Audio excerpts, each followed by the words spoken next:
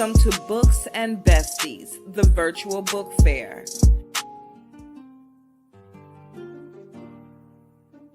Share this link with others and get ready for something awesome.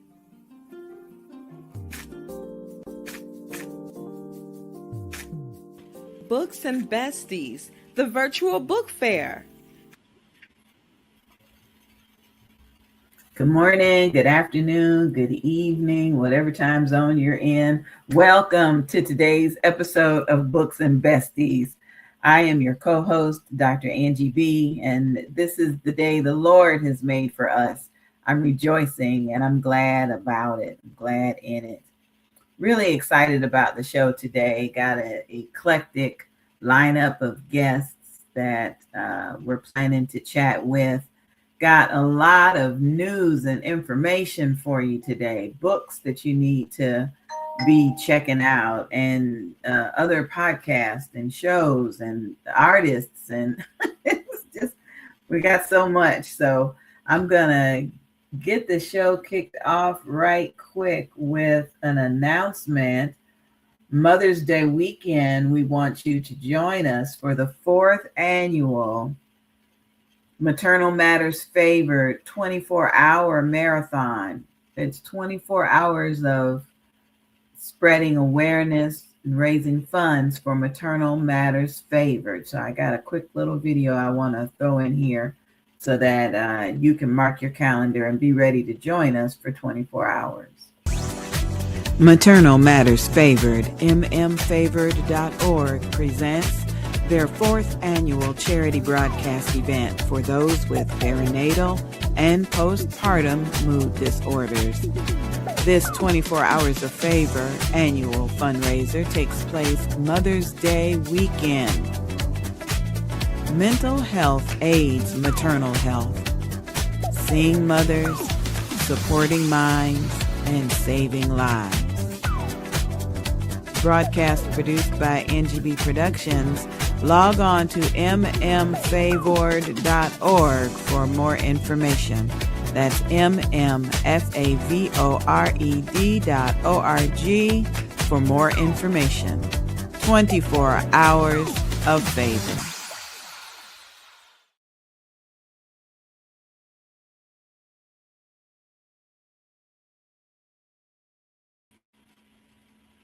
"24 hours of favor." It's going to be a really good show. And I invite you to log on and just have an open mind, whether you've gone through mental health issues or not, or you know somebody who has. The information that they plan to share during the 24 hours is relative to anyone, men, women, parents, and children. Everyone needs to know more about perinatal mental health. Okay, without further ado, I'm going to bring in my co-host and executive producer of Books and Besties, Avalon. Good morning, everybody. Good morning. You did a great job getting our guests lined up for the show today. Oh, I can't wait. Can't wait. I want to give a shout out to those that are watching us on YouTube. Thank you for your comments. Thank you. We love you too. And if you're watching us on YouTube, please tell us where you're watching from. What city, what state, what country? Where are you joining us from, so that we can add you to our prayers and keep you in mind. Okay. Avalon, what you been working on lately? Well, I'm working on my new anthology. It's called Preparing for the Next Generation, Voices from Professional Nurse Education. Someone had to teach us how to be nurses. It starts in the classroom, and then when you get to the hospital or whatever facility, you have to be orientated by preceptors. You have to do in-services by nurse educators. So I gathered nurse educators and preceptors and I asked them a couple of questions, and they each gave me a chapter of their experiences and what they want to pass on to the next generation about Mhm. learning about being nurses. Good, good. That's good. I'm looking forward to reading that one. You think, who do you think your book should be targeted to? High school students that may want a career in nursing, or those that are already in nursing school? I think the ones in high school can read it. It will give them an idea of what nurse educators are about and what they want to teach them. But more so, the nursing students and those nurses that are new. Some Yeah. seasoned nurses that go to a different specialty, they can Hmm. benefit from that too because they also have to have a preceptor when they go into a different specialty, even if they're a seasoned nurse. You don't know anything about that area. So someone has Hmm. to follow you at least for 6 to 8 weeks. So, before Hmm. they let you on your own. Yeah, yeah. That's going to be a powerful project. I'm proud of you. Thank you. Thank you. And thank you to those that contributed. They're so busy out there, because I'm retired, but I know how busy they are, and I'm grateful that they took the time to even give me a chapter. Absolutely. Absolutely. Well, send me your book cover and your images, and we'll do a commercial for you so you Oh, can thank you. have something to Thank post. No problem. No problem. We love you, and we want to be sure we can get this good word spread out to the folks who need it. Definitely. Definitely. Well, it looks like Marissa Hall is waiting to talk to us, and I'm waiting to talk to her. you. Can you Yes. read her bio for us, please?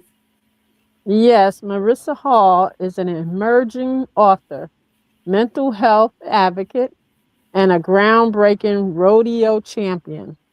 Her Wow. upcoming children's book, Maya and Me, is an inspiring tale drawn from her real life journey, overcoming anxiety and adversity to succeed in one of the most competitive, high pressure sport arenas. A first generation rodeo champion, Marissa entered the sport without any family history or background in rodeo, a rarity in an industry often rooted in generation of tradition. At just 14 years old, she won her first championship and continued to break barriers, later becoming the first four-time Maryland High School Rodeo Associate Association all-around cowgirl champion and the first African American two-time rodeo queen in Maryland. That's Maryland, New Jersey. Oh, I mean, not Maryland, New Jersey. That's probably in Maryland. Okay. okay. In Okay. in but it's near New Jersey. It's maybe 3 or 4 hours from New Jersey. Okay. You'll claim her. You'll We claim her. taking Yep. we claiming you, Marissa.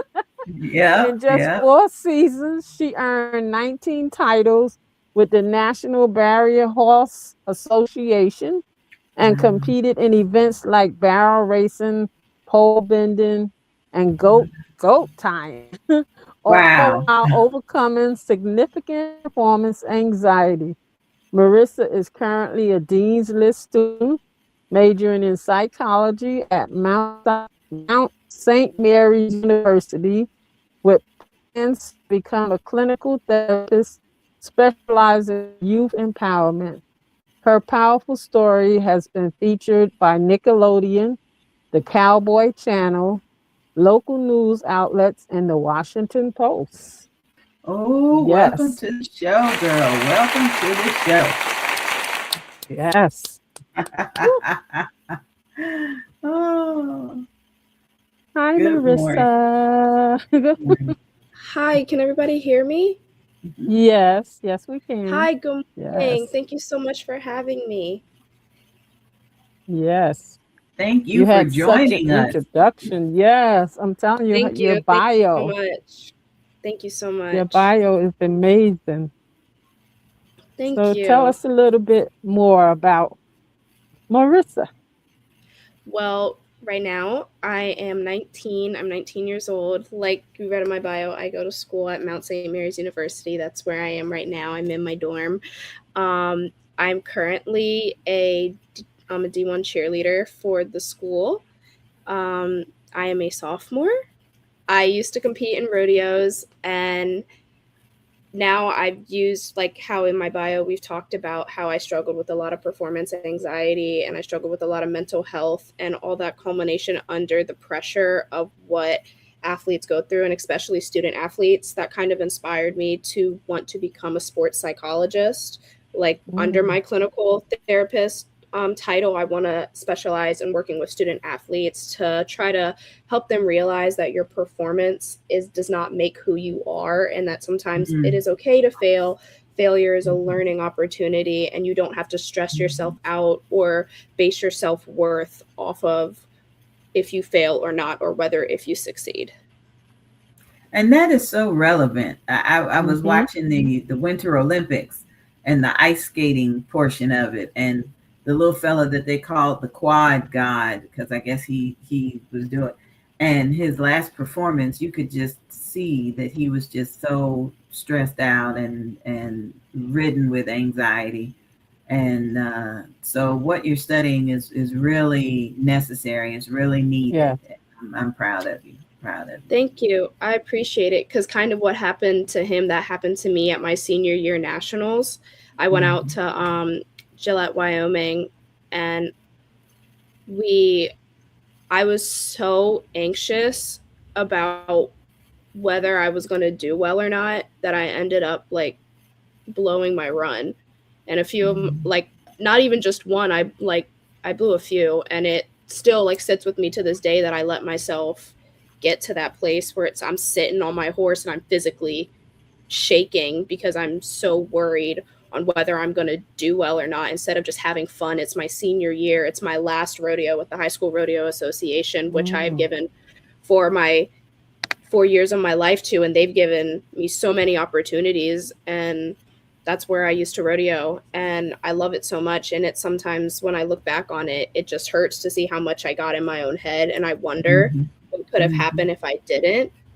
But I also understand that things happen for a reason. I think that moment there is kind of what inspired me to do to pursue this career. Yes. Absolutely wonderful. How is I'm sorry, Avalon. Go ahead, honey. No, go ahead, Angie. How is college life now compared to everything that you did in high school? To be honest, it is sometimes like a breath of fresh air. And it kind of sounds bad, but when I'm in college, I have a lot more free time. And but sometimes when I get to the heavy part of cheerleading season, where I have 3 games a week, I have practice, I have lift, it does get very tiring. What I did in high school and the schedule that I had in high school, college prep classes and a college prep school, I rodeoed. I had a rodeo almost every weekend. I had a whole lot of homework. I was in honors classes. I was a part of other clubs. The schedules are now starting to like mimic each other. So it's nothing that I'm not used to. You're used to it, all right. Oh my goodness. Yeah. Well, Bishop Linda Brown Hall says that you are amazing. So thank you, Bishop, for joining us. That's my grandmother. Thank you, Grandma. Love you. Hi, grandmother. Yeah, that was sort of on the same. Well, it was sort of on the same line that you just asked her, because I was going to ask, has college, or the fact that you're majoring in the psychology, kind of helps you with your thoughts and why you went through so much anxiety during the rodeo? Yes. My love for psychology was kind of always there, because I was always interested in why people did what they did, why people made these certain choices. And when you realize that all of that happens in your brain, and that can come from experiences that people had when they were children,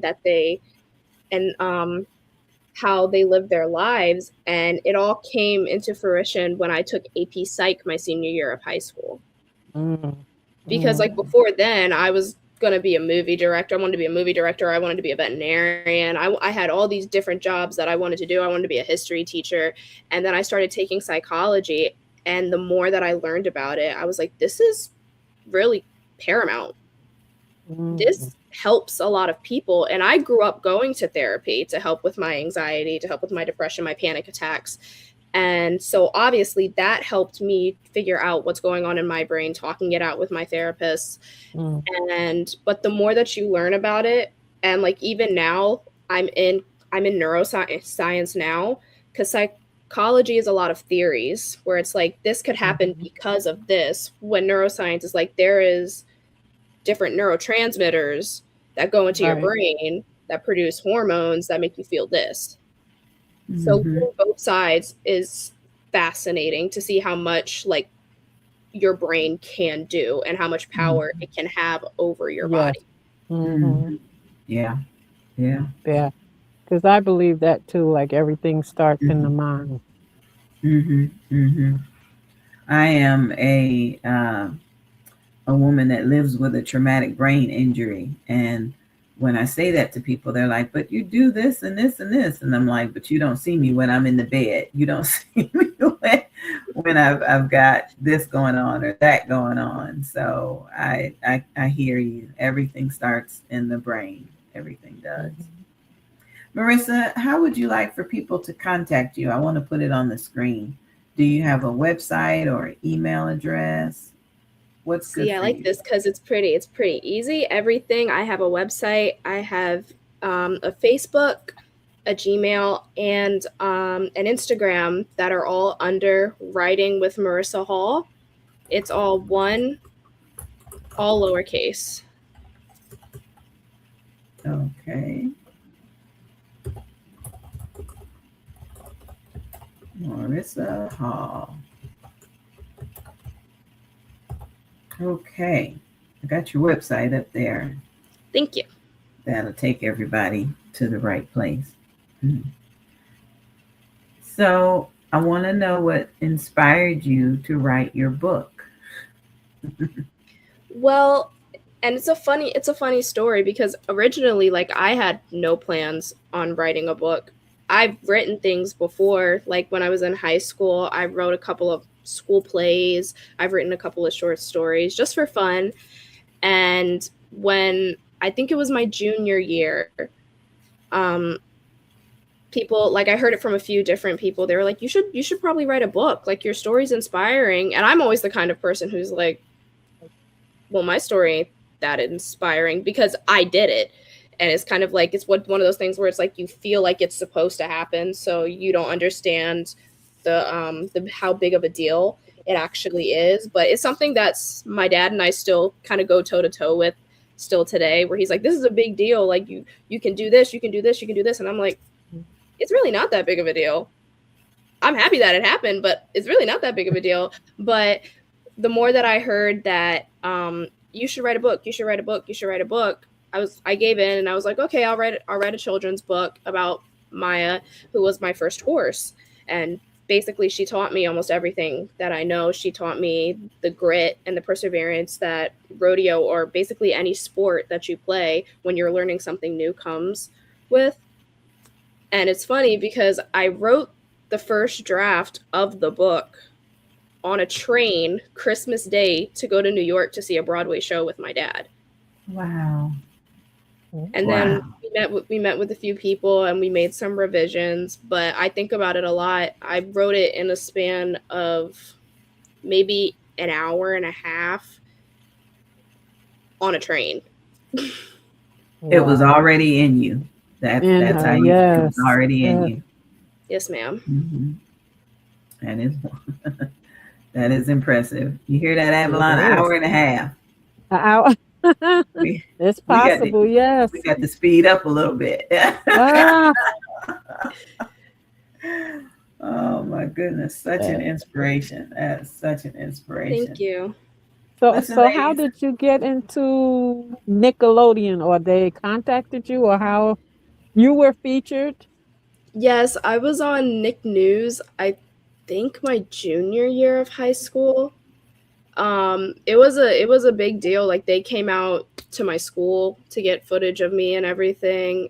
They came to one of my rodeos. They came to my house and a few practices that I went to, and it was actually so much fun. Tiffany Williams was the lady in charge of like the Nick News segment, and she made me feel so comfortable because I've always had like anxiety about like being on TV, the way that I was going to be represented and how like my story was going to be put out there, because a lot of things can change in communication between people, and then it can change between how it gets shown on the TV and the story that you wanted to present originally. Correct. And she made the filming process so comfortable. Like, I didn't feel like I was constantly being watched or there was a camera on me the entire time. It genuinely felt like my dad and I were having a practice, and they were just in the background. And it was very nice. It was very fun. I'm very grateful for the experience. A lot of my friends I didn't tell a whole lot of my friends about it previously. I just told the friends that my class that they were going to come into. And then I had a whole bunch of people who were like, "Oh my gosh, I saw you were on Nick News. I saw you were on Nick News." And it was a very great experience. My dad and I sat and we watched it when it premiered, and it was so great. I'm so happy that I had that experience. Wow, Nice. fascinating. Isn't That that is wow? wonderful.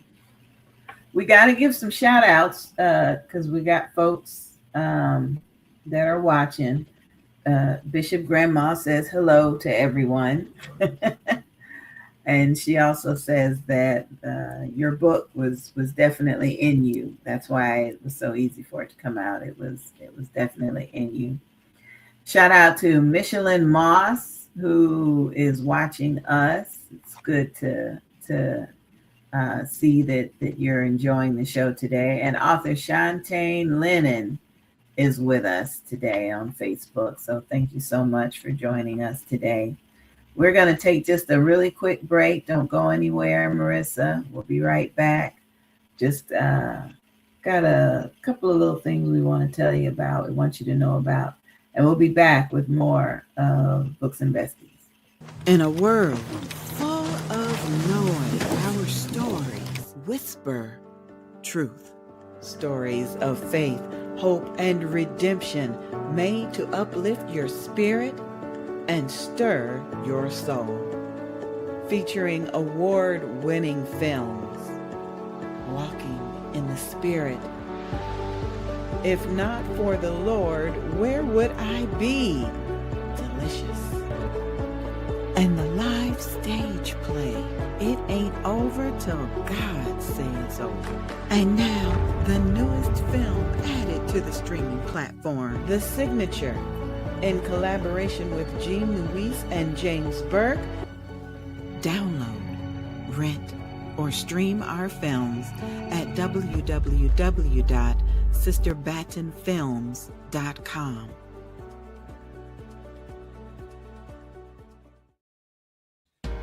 In Worthy Beyond Expectations, Tamisi Gordon shines a powerful light on the unspoken weight often carried by firstborn children.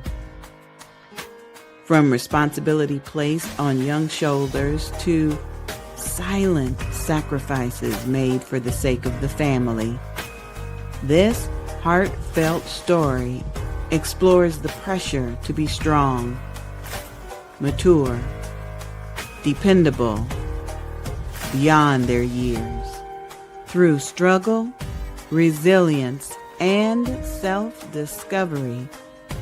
Worthy Beyond Expectations gives voice to the eldest child's journey, reminding us that even the strongest need understanding, support, and space to simply be a child. Worthy Beyond Expectations by Tamisi Gordon. Audiobook produced by Angie BEE Productions and narrated by me, the Queen Bee, Angie BEE. Angie BEE presents Aisha Ya, An Air Force veteran serving 7 years, Aisha Ya struggled with alcoholism. This continued until 2021. At that time, he cried out to the Most High for deliverance and truth. And just like that, the Lord guided him to Scripture. The Most High delivered him from alcoholism and revealed truth that totally changed his life. He now has a new song that he wants people to hear.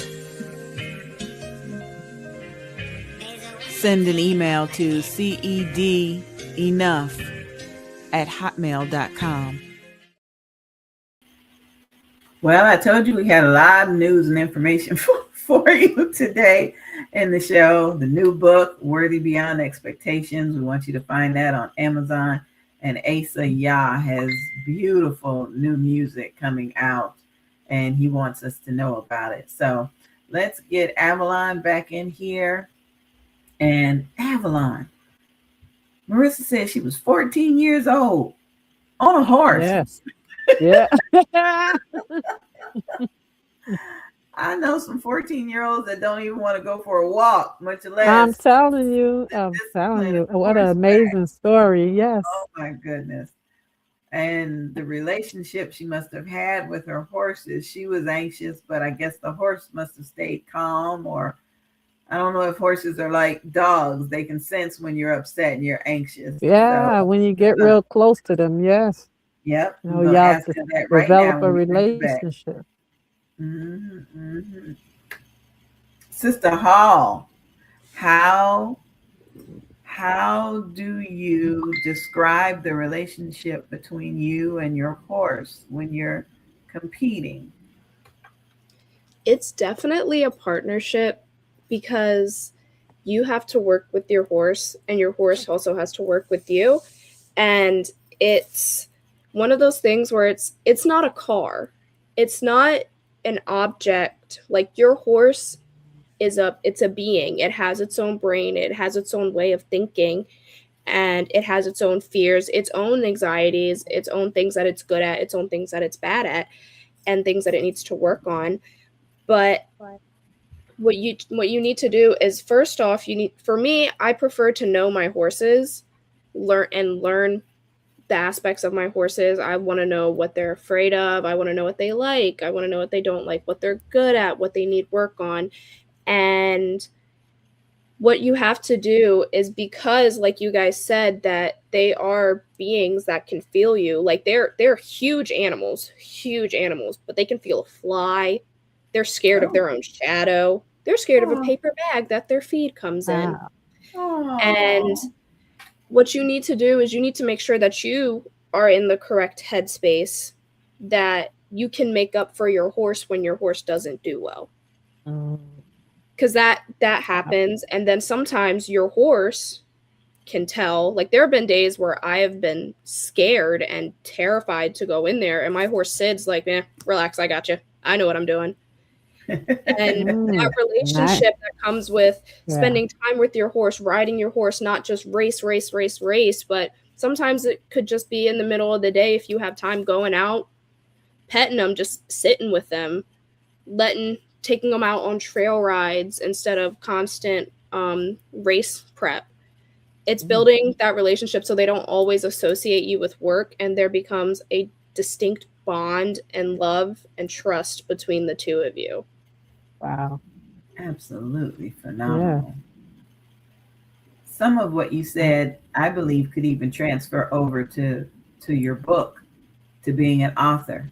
You don't just want to sit down and write just because you've got a deadline. You want to feel and experience the words that you're compiling. And yes, sometimes your book will write itself. Yes, ma'am. Yes, ma'am.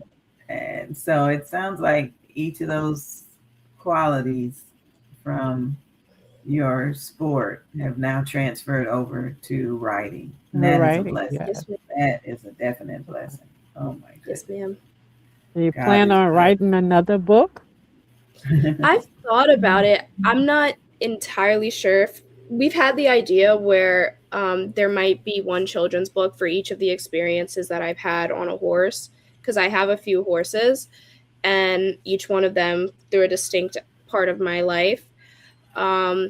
But I've also been thinking about maybe writing a novel, because the kids book is for it's for elementary school kids, Yeah. and maybe writing a novel that's for more like adults and high school, middle school kids, that they can understand like the complexities of what was really going on, besides the base level of like, okay, you want to do something, you have to persevere, you have grit. It's going to be hard, but if you push through, you will eventually get to where you need to be. Like that story, I think it's great for kids. It helps them. It's very simple. It gives them what they need. It's inspiring. I think that if I were to write another book, it would be more adult, and it'll explain like just the complexities and everything that happens to show truly what it means to be like behind the scenes of the Western lifestyle, to be behind the scenes of like even now what it is like as a D1 cheerleader in college. Like the transition of the story, that the basic story that everyone kind of has heard and people know already, into a more like dig beneath the layers kind of thing. Yeah, memoir of your life. Yeah. Yes, ma'am. Yeah. That is absolutely phenomenal. Just, wow. We do have a question that someone sent us by text. They want to know, did you own your own horse, or did you have to go to where the horse was to take care of the horse? I was incredibly blessed. My first two horses, my father bought them, and we ended up moving to a place where we could house those horses. So they were right in my backyard, which was I'm very grateful for. It was a blessing, and it was very paramount in helping me build that relationship that I was talking about earlier with my horse, because I didn't have to drive anywhere. I didn't have to go anywhere to do anything. I just had to walk outside, and they were right there. Wow. Nice. Yeah. Incredible. Absolutely incredible. What kind of advice do you have for someone who wants to enter that sport? Another 13 or 14-year-old? I say my advice is know that it's not going to be easy going into it. And knowing that, but don't let that discourage you. Let yourself be open to learn, and let yourself be open to fail and to grow into learning, because in my opinion, rodeo teaches a lot of life lessons, like all sports do. And you have to be open, and you have to also be ready to handle the responsibility that comes with rodeo, because with rodeo, it's not just the sport itself. It's conditioning for your body. It's conditioning for the horse's body. You have to feed your horse, whether rain, sleet, snow, or shine. And you have to take care of them, make sure your horses are okay. Your horse's health is more paramount than yours is. And you have to be ready to take on the responsibility. And if you take on the responsibility with gratefulness and happiness that you have this opportunity to do this, you will have so much fun. Because rodeo isn't like any other sport that I've played, and I've played a few sports throughout my life. I don't think that I've ever felt the adrenaline that I have from rodeo in any other sport besides cheerleading. Okay. Wow. And to Did you have to distinguish do? between the two. I'm sorry, Avalon. Go ahead, honey. That's okay. No, I was going to ask her, did she have to do a lot of like workout in the gym and stuff in order to condition your body to be, or you have a different way of conditioning your body? I did used to go to the gym. My dad's a physical therapist, so he knows his way around like what to do to strengthen this part of your body. That if I was riding, he would say like, "Oh, your knees are weak. We're gonna do these." And a lot of times, I'm going to be so honest, a lot of times I pushed back because I did not want to do any of those exercises at all. I was already tired, and it's 10 o'clock at night. And he's like, okay, we're going to go do some squats. And I'm like, I just want to go to bed.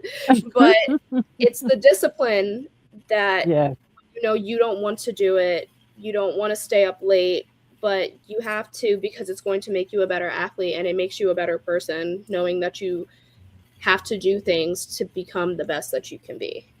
Yeah. Mhm. Uh-huh.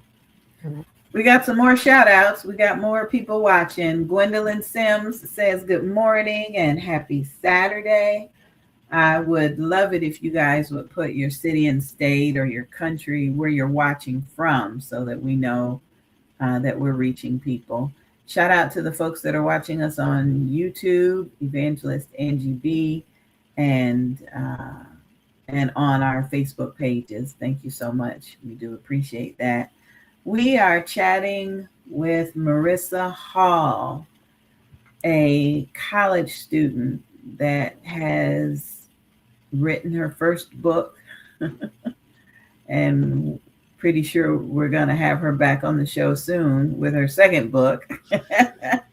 But we don't want it to take away from your study time. We understand college may be a little more freeing than your original sport was, but we don't want to take up too much of your time.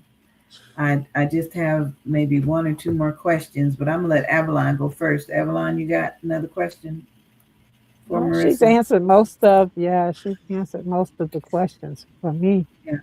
Yeah. The next question is, it came from a text. What happens to your horses now that you're in college? Well, my dad takes care of them now that I'm at college. When I come home for breaks, I try to make time to go and ride them. But I also try to balance time to see like people that I don't usually get to see. But I'm very grateful for my dad and all the work that he does when I'm not there. He rides them to make sure that they're still in shape. I think we're thinking about looking into the sell market or the lease market, because at the end of the day, like a lot of my horses, they're their best when they're racing. And because I don't have the time to come back during weekends to come and race and rodeo them, to me, it would be the best thing for the horse. If they're happiest when they're racing, they should be racing. So I think we're looking at that. We're looking in that market too. But I still get to see them when I go home, and I'm very happy when I see them when I go home. And you say the character Maya in your book is after one of your horses. Oh, that's so yes. Sweet. Maya was my very first horse. Wow. Well, you got any advice for folks that, because we've got adults, I mean, good and grown adults that still say, well, everybody tells me I should write a book, but I don't know where to start. So what do you recommend? I think my biggest recommendation is just to do it. Because if a whole lot of people are telling you, I've always been told, like, if there are a whole bunch of people that are telling you, especially people that you don't really know, that aren't like your closest friends, but they're people that are telling you, like, you're really inspiring, you should do this, and it's a consensus, then that probably means that you should do it. And I understand that going into something new that you haven't done before is a very scary and nerve-wracking experience, because you're afraid of failing, and especially on a book, you don't want to put out the wrong message and you don't want to perpetrate something that's not you. But in my opinion, you're going to have to go through it. You're going to have to write it. There's going to be a first draft. There's going to be a second draft. There's going to be third, fourth, fifth, however many drafts until you want it to be what you want it. Right. And you also have to be open to help. Right. Because I had help. I think a whole lot of authors have help. And because this isn't something that you can do by yourself. If you're open to just sitting down and saying, okay, I'm going to commit, I'm going to do it, it will get done, and you allow yourself to take the criticism that comes with it, and you allow yourself to grow, that also helps you become a better person as well as an author. Absolutely. That is wonderful, dear. Wonderful. Do you have any closing thoughts that you'd like to leave us with before we let you go? I think mostly for me, I just believe that everybody should live their life and do what makes them happy and live a life according to God and faith and perseverance, and that not everything is going to be easy, but if you stick with it, everything's going to turn out the way that it's supposed to. Absolutely. Absolutely. That is fabulous. Oh, thank you. Thank you, Sister Hall. We appreciate No, you for thank you being so much here. for having me. Oh, I hope you come back again soon, honey. Well, thank you so much. You're welcome. You're welcome. Enjoy your day. And thanks All right, again. thank you. You too. Bye-bye. Oh, she's wonderful. She's such an inspiration. Oh, my goodness. That is great. Listen, Mother's Day is almost here. And we're doing our 24 hours of favor, which means we'll be broadcasting for 24 hours to spread awareness on maternal mental health. So this little video tells you more about what we're going to be doing. Tam here, founder and president of Maternal Matters Favored. We are getting ready for our fourth annual charity broadcast. And I had an opportunity to catch up with one of our previous board members, Courtney Barber. She was there from the beginning, right? Going back yesteryear, and tune in to listen to what we were chatting about. So in a perfect world, I also think that we would be taking more of that family systems approach, and in community models of care. I think the ones that are very effective, we invite the family in, and it's not in a punitive way. It's not in a way that we think we're going to get in trouble. It's that we want you all to be on the same team in terms of the pregnancy, the birth plan, the postpartum. We're approaching it like teamwork, and it's such a different feeling. As a woman, some of us didn't have that, and when we see that we're able to provide that for when we see that we're able to provide that for someone, it's just magical. I mean, it's just magical. And the reason that is not just emotional, it's also science, right? We know this. Your cortisol and adrenaline levels impact everything. Like when someone is in labor and they're stalled or they're stuck, we think in the midwifery world, the old school way that I kind of studied, we think, well, if this were a mammal and they were in the forest and a hunter, your deer and you're laboring and a hunter were coming by, you would stop laboring, right? Like it's a survival instinct to say stop. So then we have someone who's laboring in a medical institution, and that maybe the doctor's being harsh with them, or somebody says, well, you have to this time and you're going to get a section, which I've seen unfortunately over the years. 24 hours of favor, live Mother's Day weekend on Facebook and YouTube. Visit mmfavored.org for more information. Mommy, why do I have a cold? Written by Avalon Brown. Dedications. This book is dedicated to all of my grandchildren. You are always coming to hug and kiss Nana, especially when you have runny noses, sneeze, or cough. Nana loves you.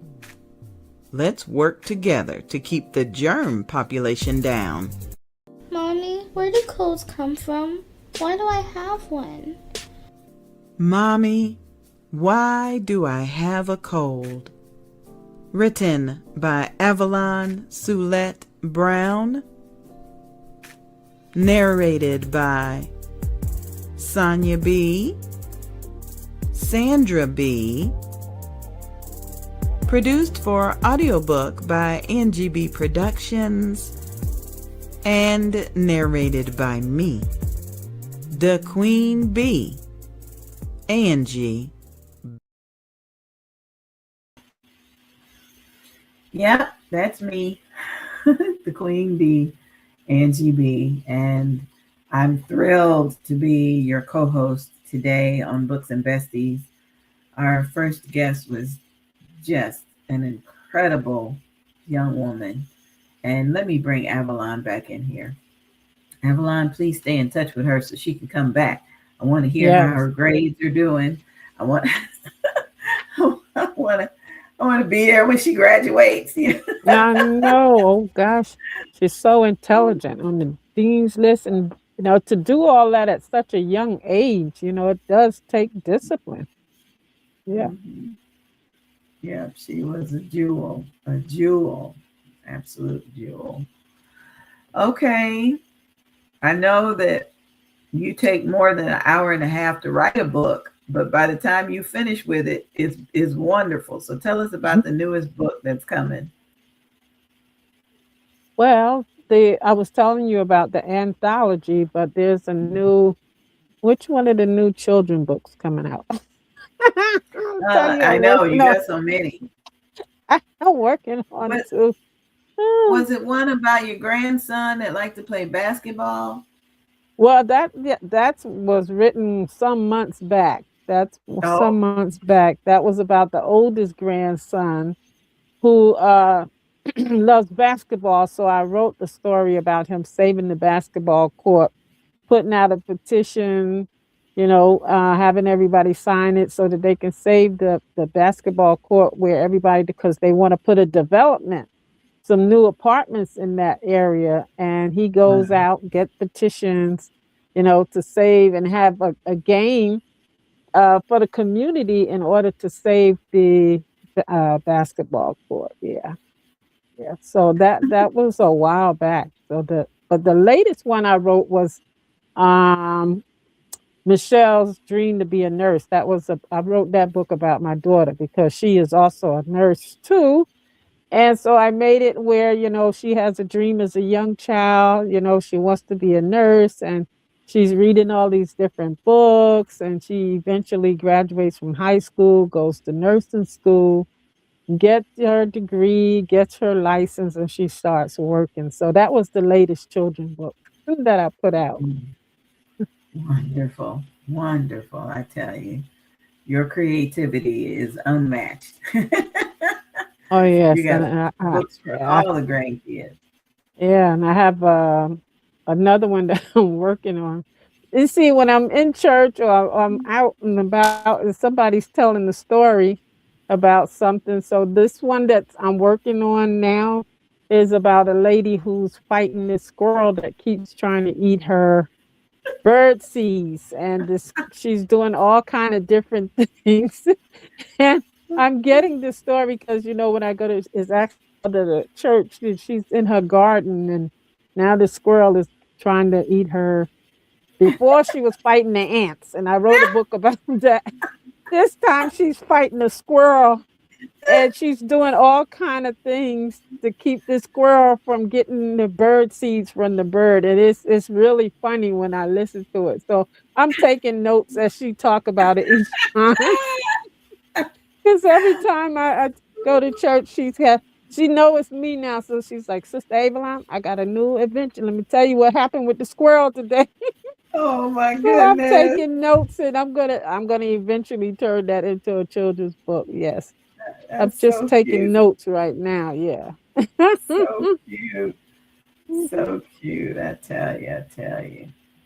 Well, I've been talking about Mother's Day weekend, and that'd be a good time for you to introduce a lot of your books during that 24-hour broadcast. I'd love to. I got to get your commercial so that we can air it during the broadcast. Maternal Matters Favored. And the website is mmfavored.org. In your career as a nurse, Avalon, did you ever have any patients that experienced mental health issues during pregnancy or after delivery? Well, I never worked in the maternal ward, so I didn't deal with any maternal patients. I didn't work in that area. But Okay. in just working in general, you're always going to run into some patient, no matter what area you're working in, that has some mental problems. It's up to you, as long as they don't become combative, You sit and talk to them and try to find out what the issue is going on at that moment. Yeah. Sometimes it's just, sitting there listening to them, allowing them to just talk and vent about whatever issue. And if there's an area where you can help or give a suggestion or even refer them to someone, this is what you end up doing. This is what I Mm, do, mhm. when I Yeah. run into those patients. It don't necessarily have to be in the maternal ward. Yeah. Yeah. I have been binge watching Blackish on Disney Plus, and they just had the episode where the mother gave birth to the fifth child, and the mother is a doctor. She's an anesthesiologist, and that episode was about the depression and postpartum mental challenges that she had after the birth. And Yeah. I love that show raised awareness on that particular topic, because nobody else is talking about it. Nobody else. So I Now appreciate Maternal I Matters have, favor. not during my time of work, but outside of work, I have dealt with someone that had postpartum depression, Mm, and they were young, and they just didn't want to bond with the baby. They would just let the baby cry and cry and cry. mm, And it was like I realized that the person was having postpartum depression because they did, the family members end up picking up the baby, and it was just like the baby was crying and they just wasn't responding to the baby, or they, yeah. I dealt with it on that level, not as a nurse, but just as a friend or a person who knowing a friend of a family type of thing. Yeah. Yeah. Yeah. And seeing it in motion. Yeah. Well, the marathon begins on Saturday, May 9th, and runs until May 10th.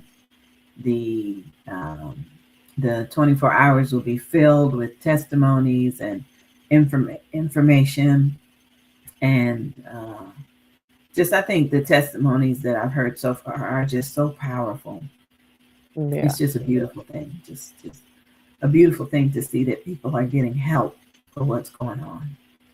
Right. Because sometimes it's like understand, when you've birthed children and you wonder what causes that to happen, because you're Mhm. so, you remember when you had your baby, you were so excited, this new Yeah, little baby, and you just, but then to see someone detached and just don't want to be bothered, you know, yeah. in that first, I saw this go on for at least a year.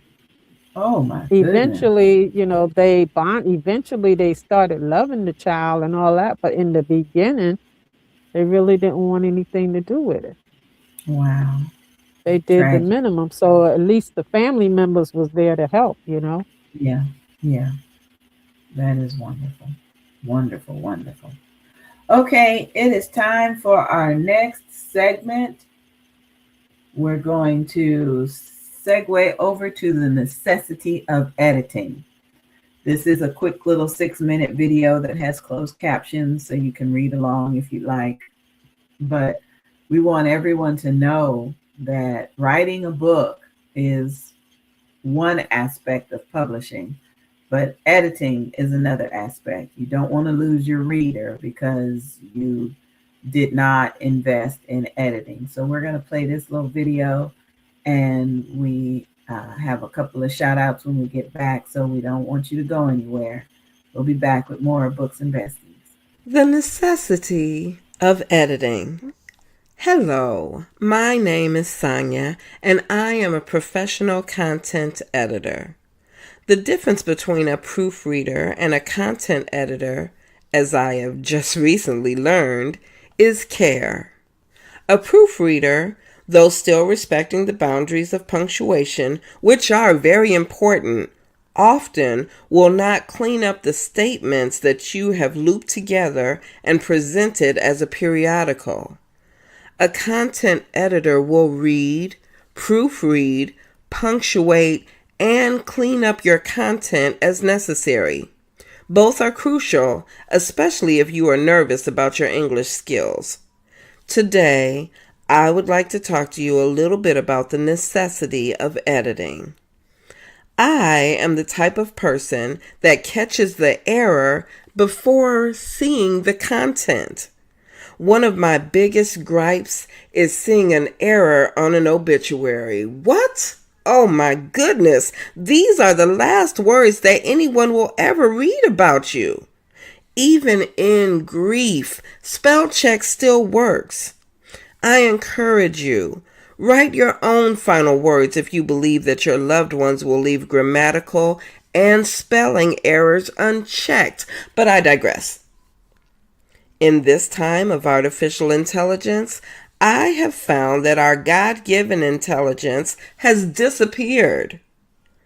Grammarly, ChatGPT, and those electronic assistants are convenient as a starter, kind of like a recipe for a dish. However, just like a good cook goes back and ensures they have included everything and even enhances that recipe, a great author still needs to go back over their work and finalize before completion.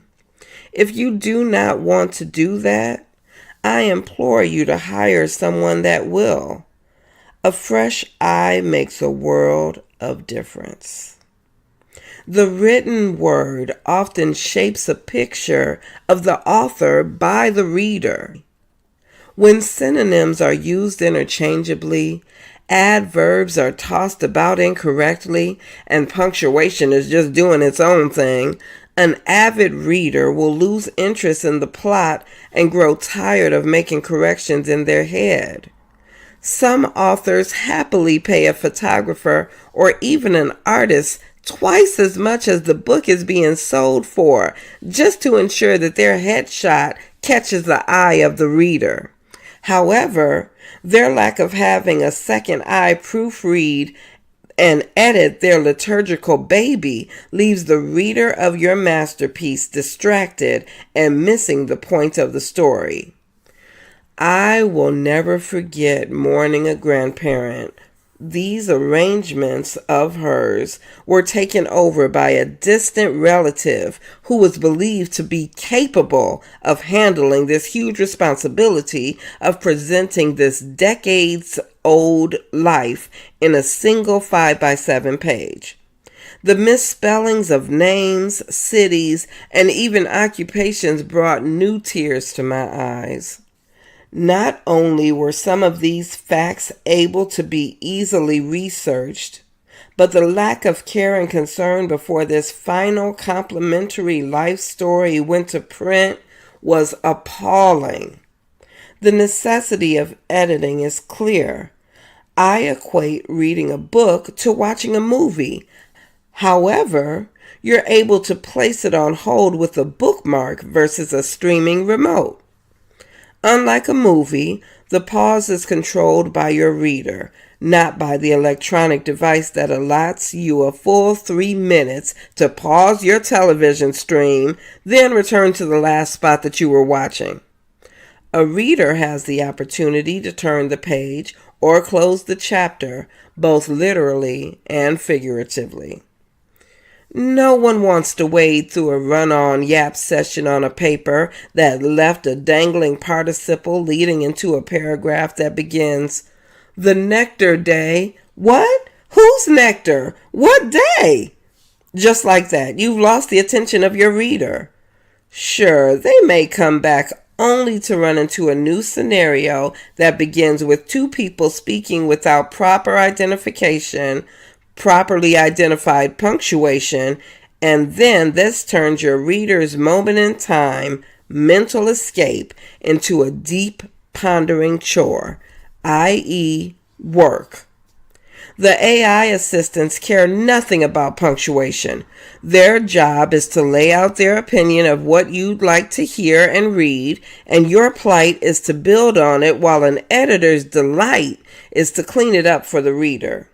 The joy of a content editor is to take your raw thoughts, words, and emotion from babble to brilliance, From wondering to wonderful, from an unfinished read to a page-turning pleasure.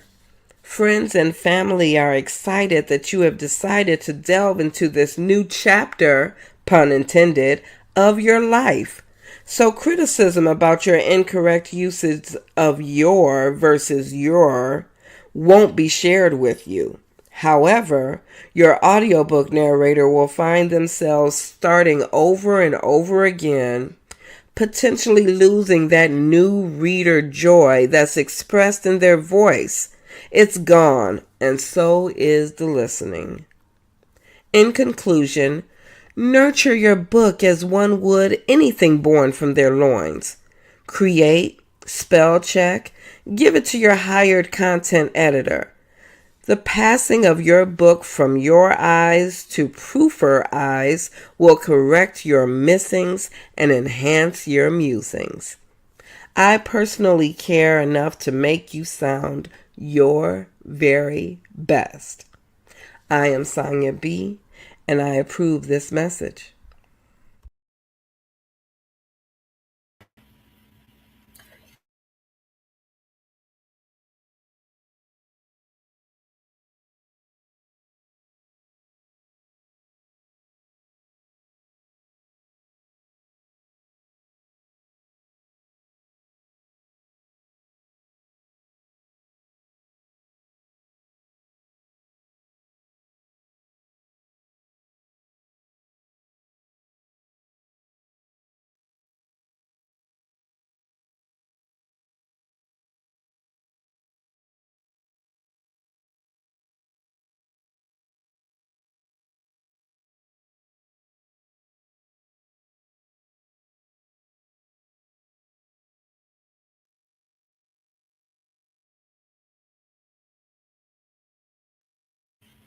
You still want to give your information to a professional editor to bring it to life. So the necessity of editing, that's it. Okay, we're going to bring Avalon back in. Hey, girl, hey. What's going on, Angie? I found the commercial about the ants. I was trying to look for it. What was your grandson's name? I'm looking for it. Jaquay. That's right. The ant warrior. That was such a good book. And you say it was inspired by somebody at church, huh? Yeah, the same lady that's fighting the squirrels. She was fighting the ants at that time. I love it. The ants was in her garden. I love it. I love it. I want to give a shout out to your grandchildren that encourage you to write these books. That's really special. Thank you. Thank you. Absolutely special. Absolutely. So, what advice do you have for somebody that wants to write a children's book? Well, with me, when I wrote the children books for my grandchildren, it was based on things that the children like. But I mean, you can just any story. You can take any story really and turn it into a children's book. You just got to write your notes down. Like me, I find things in the environment, things that they like. I listen to other people's stories and turn them into children books. But children books for me, it's easier to write now than if I'm going to do a novel. The children books are easier for me. I can complete a children's book because I do like a picture book. So I don't have to write a lot, maybe one or two sentences when it comes to a children's book. But like the novels, you got to really sit and think and see which direction you want to go on. But for me, children books aren't that hard to write anymore. I can pretty much get it done in a week. Wow. In between things because, like I say, I don't have to write much in a children's book, and based on what age I'm writing about, because most of my children books have been, I guess, from age 15 down, except for the grandson with the basketball that can go a little higher. But most of mine are for the for the younger group. I have written down to the last grandchild, which is a great grandchild, and he's 2 years old. So I've written about him playing with his truck. So basically, I had to use different pictures and different instances in the house when he's playing with this yellow truck because he have a favorite yellow truck. Oh, that's so cute. That's so cute. Let me answer this question right quick. To McQueen is asking if they missed Marisol. And yes, you did. She was our first guest this morning. So be sure you like and set the little bell so you'll get a notification. And then you'll be able to watch our replay and see her great interview. She is Yes. a fabulous young lady. Fabulous. So and her dad and grandmother were in the audience. So she got family support as well. Yes, she Family does. support. Well, it looks like we've got Douglas Smith that will be joining us in just a few minutes. Douglas Smith is joining us. So can you read his bio for me, please, Avalon? Yes, another. Douglas Smith is a 5-time award-winning author described by the Library Journal as one of Canada's most original writers of speculative fiction. His work includes the multi-award-winning urban fantasy trilogy, The Dream Rider Saga, The Hollow Boys, The Crystal Key, The Lost Expedition. This is a herbal fantasy novel. Also, he has The Wolf at the End of the World, the Oh, collections of Chimascope Impossibilia, wow. Laudaci. He's going to have to pronounce some of these words. They're in a different language. And the Mm, Writers Guild, Playing the Short Game, How to Market and Sell Short Fiction.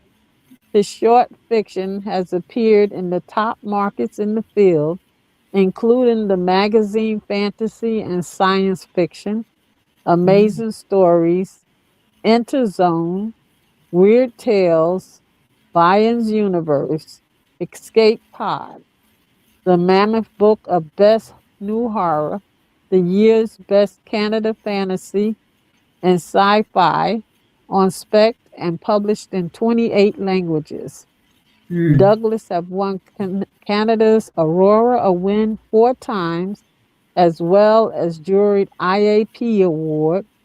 He's been a finalist for the Astounding Award, CBC's Books Award, Canada's mm, Jury Sunburst Award, the mm. Jury Alberta Magazine Award for Fiction, and Wow. France's Jury Prix Masterton and Pix Bob's Moran.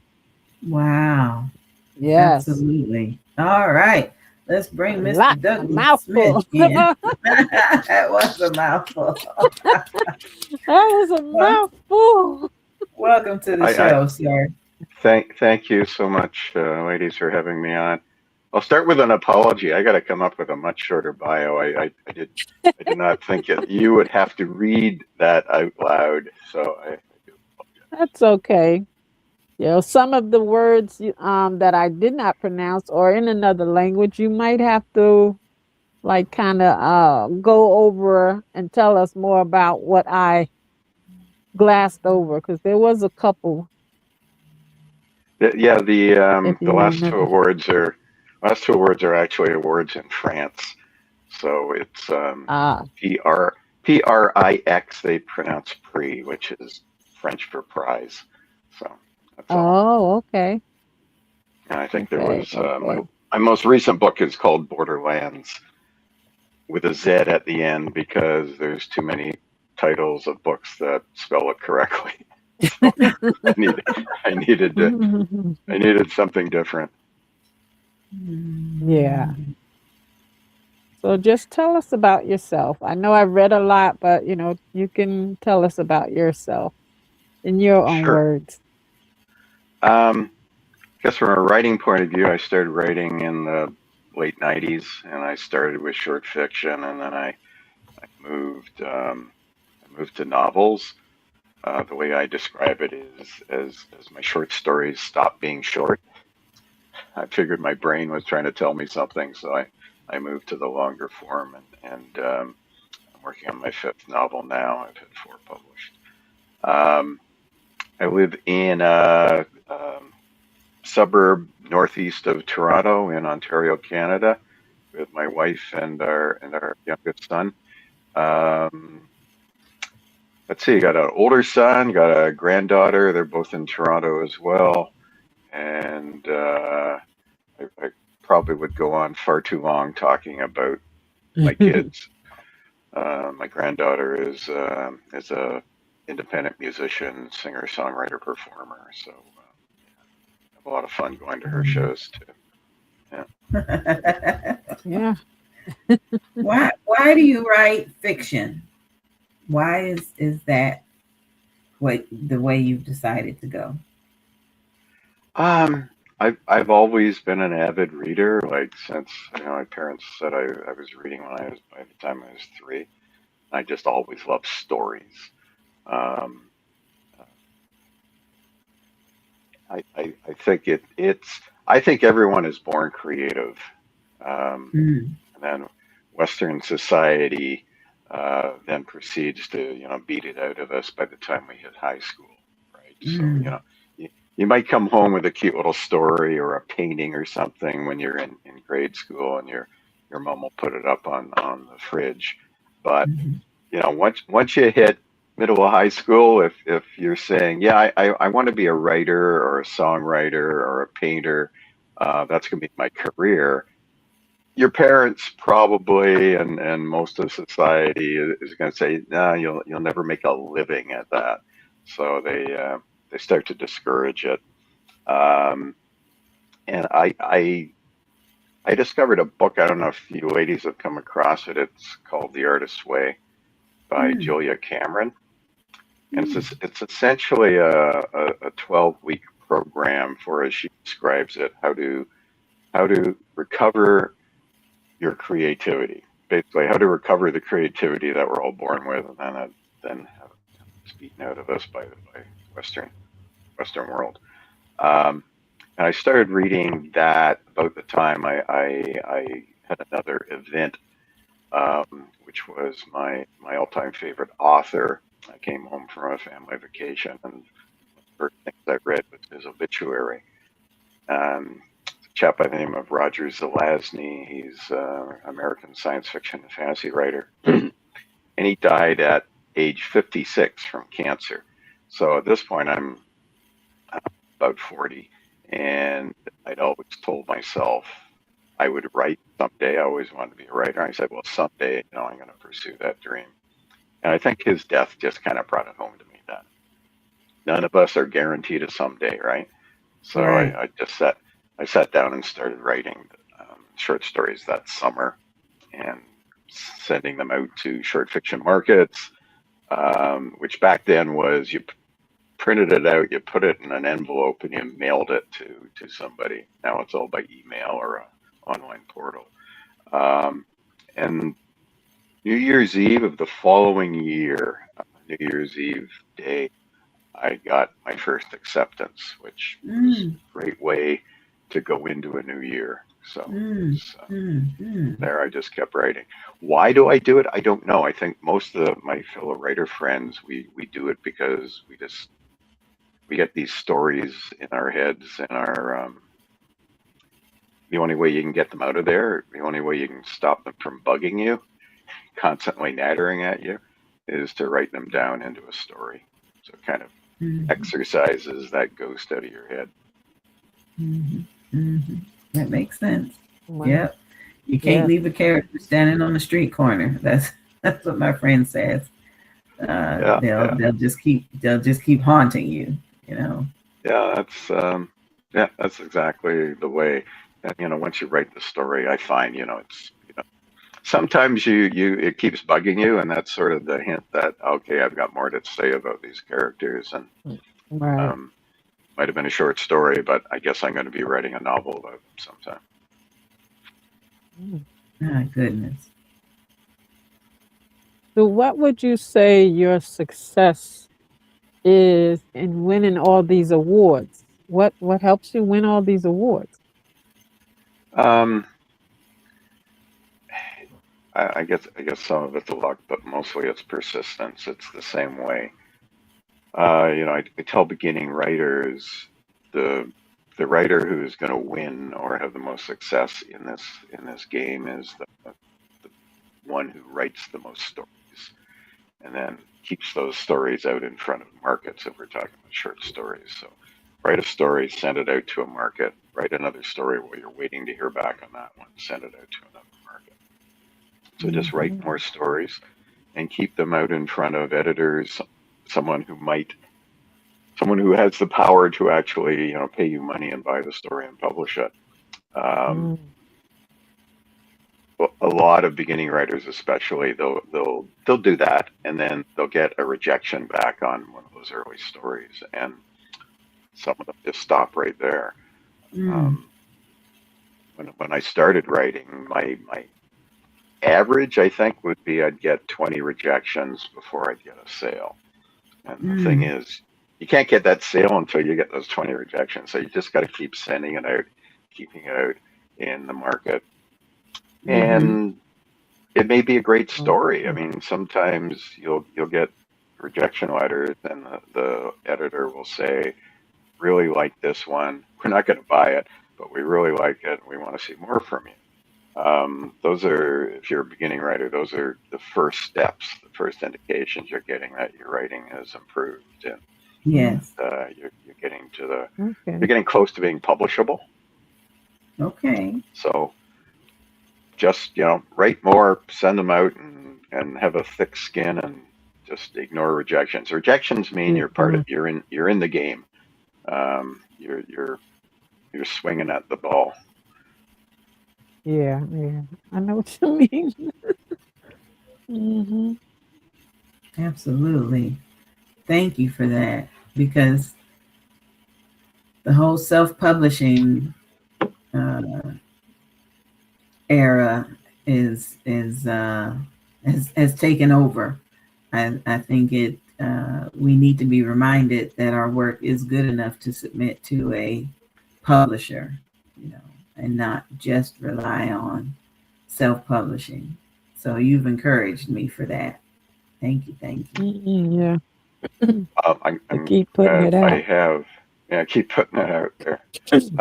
For sure. And a lot of beginning writers I'll talk to, they'll talk about, they write a short story and they just put it out online somewhere, and I encourage them that for short fiction, you need to submit it to a market. That's how you build a resume, and that's how you learn your craft. Because if you're sending out stories and you keep getting rejections, you're not good enough yet. If you start to get encouraging rejections, that means you're improved. Short fiction is a great way to learn how to write, because an example I give, beginning writer could sit down, the first thing they write is a 100,000 word novel. It's going to be terrible. Absolutely guarantee, if that's the first time they've tried to write fiction. And instead, if they did 25,000 word short stories, that's still 100,000 words. But in those short stories, you can try more things. You can try different genres. You can try a first person point of view, third person point of view, multiple narrators. You can just try out more things. So by the end of those 100,000 words, the way I describe it is you've got more tools in your writer's toolbox than if you just sat down and wrote one giant novel. You'll learn a lot more. Yeah. And if you're sending them out, you're getting feedback. You're starting to get at the end of those 20 stories, I guarantee you're gonna sell a few of them. Okay. We have a question that came in through text. Are you a full-time author now? I can say that, yes, because I'm retired from the day job. but I didn't retire from the day job because my writing made me, independently wealthy. Um, it's especially if you're starting out as short fiction, you're not going to make a lot of money in that. But Okay. yeah, I mean, my life now is writing and doing whatever else I want, which lately has been keeping this house together. Yeah. Well, that is wonderful. Avalon retired from over 40 years as a nurse, and now she's a full-time author. Full-time author. I read your bio. That's an interesting Yeah. background. A lot of years as a nurse. Yeah. Wow. Thank you. Thank you. Mhm. Yeah. So now I'm into writing nursing books. So different types. Yeah. But what I'd like to ask, because I'm hearing you saying about the rejection and stuff, you went through a literary agent that helped you get No, a book deal? Is that the way you went? Direction? no. Okay. So I'll give you a quick summary. So I started out writing short fiction. You send those out yourself. You just find a market. You find out what their submission guidelines are. They'll have that on every one of their websites, and that tells you how you send in a short story to them. And then when I had enough short stories, the first book length work I put out was a collection, which is you take some of those stories that you sold, you put them into a book. And I went through, I didn't go through an agent. I had a lot of contacts in the publishing industry. My first collection was Okay. through a publisher in the UK, a small publisher. They're not like one of the big four or however many are left. And then my second collection, I had actually writer friends who decided to start a small press, which ended up being quite successful in Canada, in Toronto. So my second collection was with them. And then after that, I put out my 4 novels were all indie published, independently published. So you hire the editor, you hire the copy editor, you hire the cover artist that you want. And Mhm. by now Get I've it learned how together. yeah, and you put the book together, you put out a print version, and you just learn how you can get those into the retail channels. So Mm. you go into Mm. any bookstore and say, I would like you to order in this book by Douglas Smith, and they can get it through one of the major print distributors. Or you can go to any retailer and get any of my ebooks. So no, didn't use an agent, and by the time I put out the 3 collections, um, I I was convinced that the route to go was indie, complete control over the product, over what you want to write, over the publishing schedule, and I really do not see any upside for a traditional publishing route. Other than there's still a lot of writers out there who just want that sort of stamp of Yes. approval. I Yes. think there's a lot who still think there's a stigma in indie. I call it indie. I don't call it self-publishing. Um, the analogy I use is a filmmaker. If you know a independent filmmaker, you don't call them a self-producing filmmaker. They're an indie. Musicians are indies, so authors are indies as well. Okay. Okay, we learned something new today. Learned something Well, new. that's Yes. my bias. That's my bias. The self-publishing term was invented by the traditional publishers, and it was meant to be derogatory. Mm. Mm. Gotcha. Well, listen, we're gonna take a quick break so I can play these couple of videos. Don't go anywhere, Mr. Smith. We'll be right back with more Books and Besties. Divinely chosen, the Lord God with a master plan. Dr. Doretha Smith's book has an inspiring message of faith, purpose, and divine guidance through heartfelt reflections and spiritual insight. She reminds readers that God's plan is always perfect even when life feels uncertain. This book is a call to trust in His timing. Follow His directions and embrace the unique calling He has placed upon your life. With wisdom grounded in scripture and personal testimony, Dr. Smith empowers you to step boldly into your God-given destiny, knowing you have been divinely chosen for a purpose greater than yourself. Divinely Chosen, the Lord God with the Master Plan, written by Dr. Doretha Smith. Search for Divinely Chosen Lord Master Plan on Amazon. And don't forget to leave a review.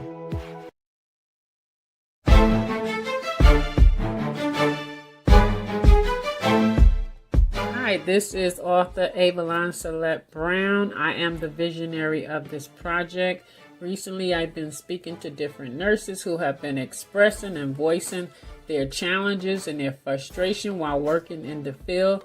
So I decided to reach out to different nurses from different specialties and bring them together to create a book so that they can write about their experiences, their challenges, their frustrations that they experienced in nursing and how they overcame them and why those challenges did not make them quit. This is going to be a very important book for the next generation of nurses because they can see that they are not alone out there. The nurses before you have gone through these same type of challenges, these same frustration, but they never allowed it to make them quit because nursing is their passion. And this is what we want you to know. Keep your passion. Never let them make you quit. Audiobook produced and promoted by Angie BEE Productions.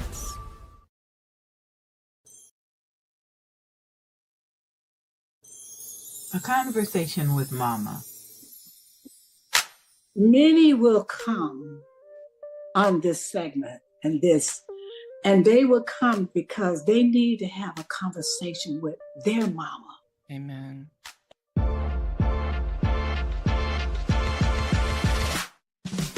A Conversation with Mama is a series of episodes that discuss different topics that are important to you.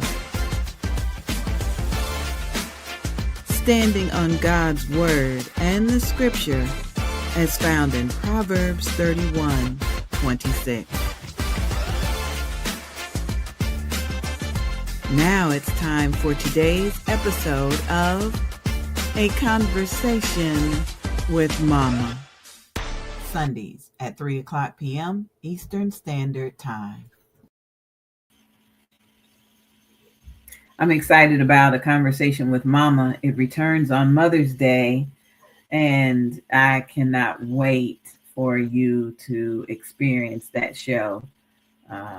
Just such an anointing that falls fresh upon the co-hosts. It just, A Conversation with Mama. It's just a very important show, and we're excited to bring it back to you for season 2, beginning on Mother's Day. Don't forget to log on to mmfavored.org to learn about the 24 Hours of Favor. We're excited to be a part of that, broadcasting for 24 consecutive hours to raise awareness and funds for maternal matters favored. All right, let's bring my co-host back. And I'm thinking that our guest today has encouraged us to maybe submit some of our new writing to publication houses. What we he said you used to have to print it and mail it, but now it's just a upload. Upload. Yep, we may have to we may have to work on something together. Mm-hmm. That would be fun. Well, let's bring Mr. Douglas back in. Do you have any of your books handy that you can show us the book cover? Or, Let us see what you got. Hang on, I normally don't, and then it occurred to me on a recent podcast that that was really stupid. I probably should have them available. So this is my second collection called Chimeroscope. This one came out from a Canadian small publisher, and it was a finalist for 3 different awards, Oh, and it's got a couple of award-winning stories in it. Um, okay. and this one, and there's science fiction and fantasy, and that this is it's reversed on my screen. I don't know if people can No, read it. it's looking It's fine on right. Oh, yeah, it Yeah. okay. looks fine. So this is called The Wolf at the End of the World, and it's a what's called urban fantasy. So that's basically any fantastical story that takes place in modern day. A lot of it often in the cities. This one actually, most of it takes place in a small northern Ontario town, and the fantastic element is shapeshifters.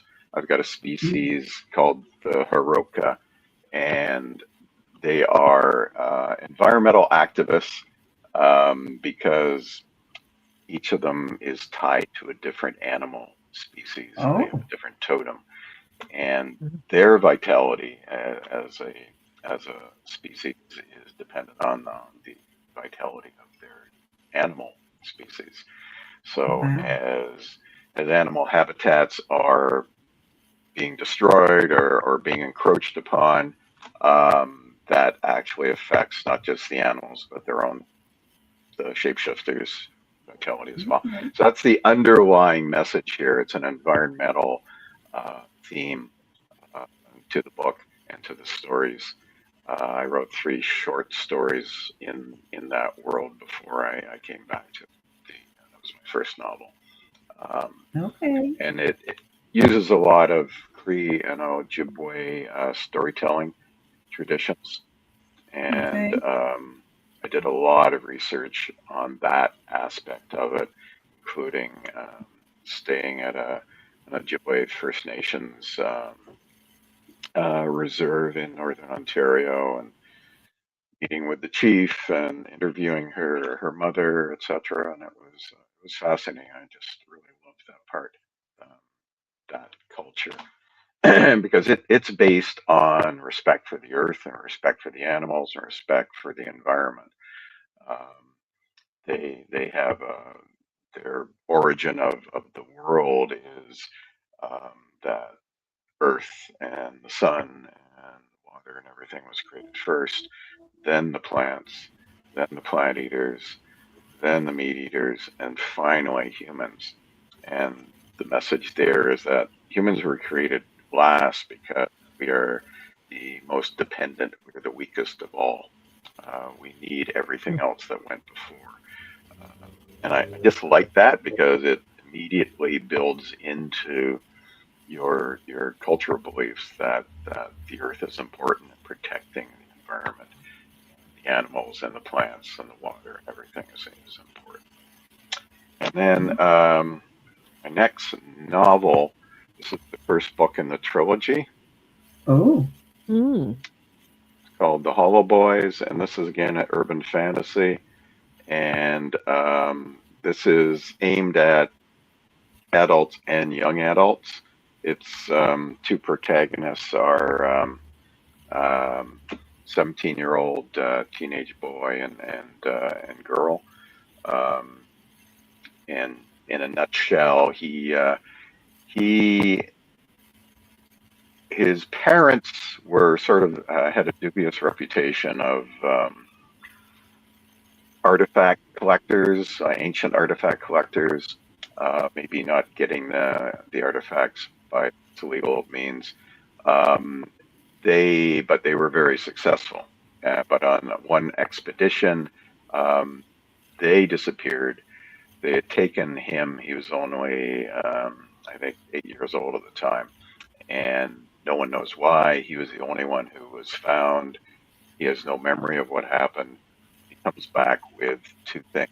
back with this strange power that he can walk into dreams. So when he sleeps, he enters a dream world, and he can enter other people's dreams, and he uses that to sort of become a superhero to track down criminals and people who the police and the authorities can't catch. Um, but his other thing that he brought back was he has severe agoraphobia, so he can't go outside. So I just like this combination of someone who, when he sleeps, he's pretty well all powerful, but in his waking world, he's very restricted in terms of what his life can be. And then the other main character is a street kid named Case, who lives in the street with her younger brother, and they come together early in the first book, and her brother has disappeared, and she basically employs him to help her find him. She's pretty independent, so she's also out there looking around herself. But it's it's a mystery that covers all three books. There's a separate mystery in the first book and the second book, but overall, you don't find out what happened to Will, the boy, and why Case and Fader also have some strange abilities. You don't find that out until the very end of the book three. And it's been well received. They're all like at least 4.5 stars on Amazon. All three books are out. I wrote them all before I published any of them, based on the advice of a writer friend, who's a well-known Canadian author, Charles DeLint. He had put out a trilogy himself, and first advice he gave to me, I told him I was thinking of doing this, so he said, write all of them before you publish one of them, because you ladies are writers, you probably wouldn't realize that if you put out one book and then it's out there in the world and you're writing the second one and you think of something, wow, I can't do that because I did this in the first book. So you're kind of tying your own hands. Okay. So from a reader's perspective, they're all available. You don't have to worry if I'm going to finish the series or what. Yeah, because I've met people that read faster than the books come out, and then they're frustrated. Yep. When's the next book coming out? When's the next one? So, yeah, that makes perfectly good sense. Listen, Mr. Smith, I want to put your contact information up on the screen. Do you have a website or an email address that our audience can contact you? Probably the easiest is just point people to my website, which is smithwriter, all one word, .com. Can you spell that for me, please? Sure. SMITHWRITER. Smithwriter.com. Okay, got it. And you can find my links to my books there. You can find email contact and everything. So social media links if you want to follow me on Facebook or Blue Sky or whatever. Okay, sounds good. Go ahead, Avalon. I didn't mean to interrupt you. No, it's okay. I was going to ask him, are any of your characters based on any reality, or how did you get the inspiration for these characters to develop these characters? Yeah, no, I've never based characters on real people. I know some writers do. I think any writer I know, they are like voyeurs. They just study people and listen to conversations, and any character I put together is an amalgam of multiple people that I've known. And I couldn't point to any characteristic of any character that says, okay, I got that from that person. They're just people who live in my head and now live on paper. So no, they're all completely fictional. Oh wow, nice. Yeah. it's what I enjoy the most, I think, and most people, if they make a comment about my writing, it's that they enjoy the characters. I just really enjoy creating different characters and bringing them to life. That is wonderful. You have really inspired us today. Thank you so much. Oh, thank you for having me on. Awesome. I hope it's been inspiring. Of course. I think we have a question for you that just came through. The viewer pretty much wants to know, have you ever self-published, or have you always gone through a publisher? Okay, so I covered that, and sort of the answer is yes and no, or yes to both.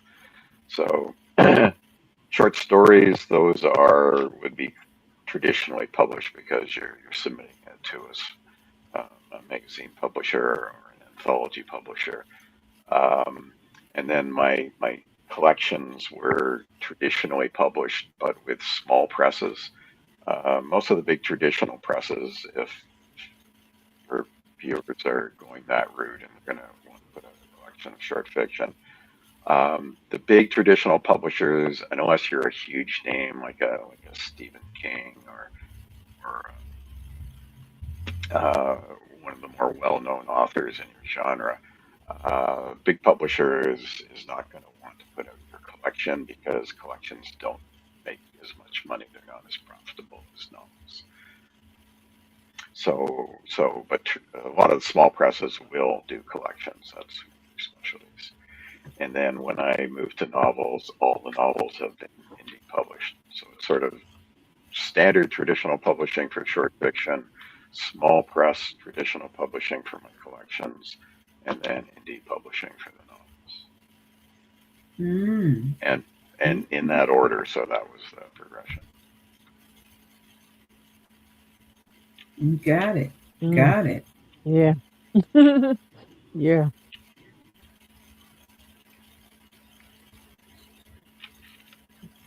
Yeah, and I've heard that it's hard to get to the big publishing companies unless you can find a literary agent that will represent you. The traditional route, if you want to go to one of the big New York publishers, the traditional route has always been to go through an agent. It's not the only way. Most of those publishers will have what they call open submission windows during the year. So there'll be some period when you can submit to them. I submitted my first book, and that was that one, to Penguin, back before they were Random House Penguin Random House, in Canada. And the acquiring editor I submitted to loved it. The deal is you have to get another editor on board, so they'll back your book as well, and then you have to get the publisher on board. And I got all three of those, so it looked like I was going to have a traditional publishing deal for them. And then marketing looked at it and they said, I don't know if we could sell this, which, they said, maybe if it was YA, I don't know, could he rewrite it as YA? And I said no. So that fell through. I ended up indie publishing now. But from my point of view, it was kind of okay. So this book is good enough that they actually wanted to publish it. Confident putting it out myself. It depends. Do your research. That's the next question. That's the next question that just came in. What is the age range? Are these young adult books or adults, adult only? Who's your target audience? For the Wolf, well, for my collections, I mean, pretty well everything I've written is aimed at adults, but I was reading this sort of stuff when I was 10. So none of it is going to warp your mind or anything. it's all it's all PG. Um, the Wolf, my first novel, is aimed at adults. It was written specifically intended as an adult book. But again, any teenager could read it. I've had 10-year-olds read. The Dream Rider trilogy. This is book one. That is generally it's marketed as YA, but I tell people it's YA adult crossover, which means adults are gonna enjoy it just as much. All of my writing group is all adults. My beta readers were all adults. My ARC advanced reader group that puts up reviews early when the book's released, they're all adults. So they all loved it. There is no issue. So that's why I describe it that way. It's got teenage protagonists in it, but it can be read by anyone. Okay. And given that it's YA, yes, and they're 17 years old, there is sex, but it's all off screen, fade to black kind of thing. Okay. Crossover from young adult to adult. I learned something. Thank you, Mr. Smith. I think we've got all of our audience questions. I'm double checking. I don't want to lose you and then somebody else had a question, but thank you so much for your patience, your wisdom, your knowledge, and I appreciate you. Do you have any final comments you'd like to make to people that are thinking about following in your footsteps?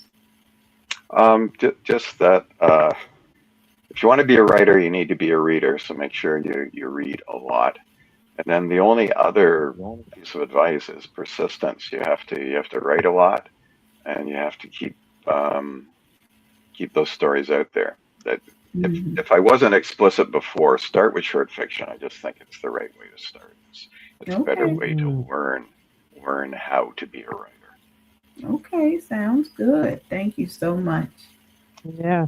The only other thing is thank you very much for having me on. This has been nice. I really appreciate the opportunity. Been a pleasure. Yes. Yeah. All right. You enjoy the rest of your weekend and stay in touch. And you too. Okay. Thanks a lot. You're welcome. Bye-bye. Oh, wow. I learned so much. I'm trying to take notes. A lot from him. Yeah. A lot. Yes. Yeah. That was great. Yes. Very grateful for everything. A lot of advice. Yeah. And things to think about. Fiction.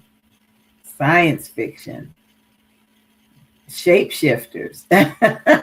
Yeah. I don't know if I have a mind for science fiction. I don't know, because I really don't even look at those type of shows. Even as a child, I never really got into those type of science fiction shows. So I don't think my mind, I'd have to really, really think. Yeah. Well, I want to read some of his work. I'm going to the website as soon as we get off the air. I just because I love Star Trek, Star Wars, anything in outer space, Artemis 2, everything. Yeah, that's your, Yeah. So I'm looking forward to that. Oh, I hear a little voice. Yeah, my little great grandson had something to say. Well, we are getting ready to get out of here. We appreciate all of you for joining us on Books and Besties today. And if it's the Lord's will, we'll be back with more authors, more entrepreneurs, more fascinating people. We'll be back with more. Thank you, Avalon. I appreciate your help. Have a great weekend. You too. All right. You too. All right. Thank Take you. care. Bye-bye. Bye-bye.